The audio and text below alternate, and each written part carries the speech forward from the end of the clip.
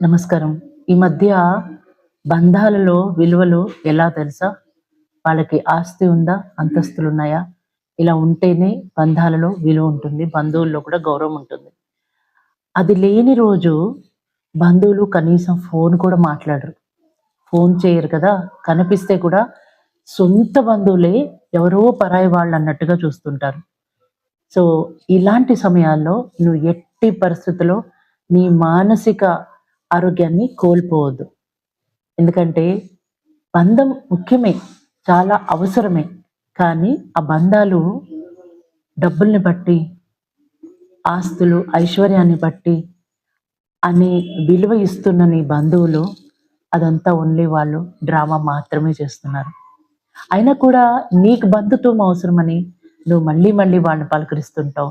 వాళ్ళ ఇంటికి వెళ్తుంటావు. అప్పుడేం చేస్తారో తెలుసా వాళ్ళు? చాలా తక్కువగా చూడడం మొదలుపెడతారు. అయినా పర్వాలేదు. నీ సహజత్వం ఏంటంటే వాళ్ళని మళ్ళీ మళ్ళీ ప్రేమించడం.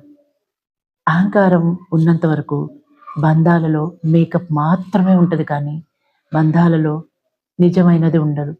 ఇది కలికాలం కదా! కలికాలంలో బంధుత్వం అనేది అహంకారాలతో తర్వాత ఇంట్లో ఎంత ధనముంది, ఎంత ప్రాపర్టీస్ ఉన్నాయి వీళ్ళకి, దాన్ని బట్టే ఇస్తారు. అదే సతయుగంలో నీ ఐశ్వర్యంతో పనే లేదు. నా సహజత్వం నేను ప్రేమగా ఉండడం, నాకు ఈ బంధుత్వం కావాలి అనే ఉద్దేశంతోనే ఉంటారు. ఎవరు కలికాలంలో ఉన్నారు, ఎవరు ఆహ్, అంటే ధర్మ మార్గంలో ఉన్నారో నీకు పూర్తిగా అర్థమవుతూ ఉంటుంది. నువ్వు మాత్రం ఎట్టి పరిస్థితుల్లో అలా ఉండకూడదు. మానసిక ఆరోగ్యాన్ని కోల్పోకూడదు. మనోధైర్యంతో, మనోబలంతో చాలా జాగ్రత్తగా నీ సంతోషాన్ని కోల్పోకుండా, నీ విలువలని మిస్ అవ్వకుండా, అలాగే నీ జీవితాన్ని నడిపించుకోగలిగితే నిజంగా చాలా బావుంటుంది. ఒకవేళ నువ్వు ఇలాంటి గౌరవం దొరుకుతున్నప్పుడు బాధపడుతున్నావనుకో, పొరపాటున వాళ్ళ ముందు నీ కళ్ళల్లో నీళ్ళు ఒక్క చుక్క కూడా బయటకు పడనివ్వకు.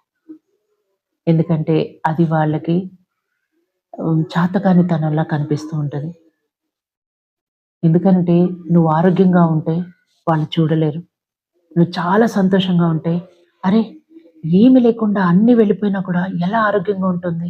ఎలా ఆనందంగా ఉంటుంది వీళ్ళు? అసలెలా ఉంటున్నారు? అనే ఏడుపే చాలా ఎక్కువగా ఉంటది. ఓకే. ఇది చాలా చాలా ఇంపార్టెంట్. నీ మనోధైర్యం, నీ మనోబలమే నీకు చాలా ఇంపార్టెంట్. చక్కగా సాధన చేసుకో. జీవితాన్ని హ్యాపీగా గడుపు.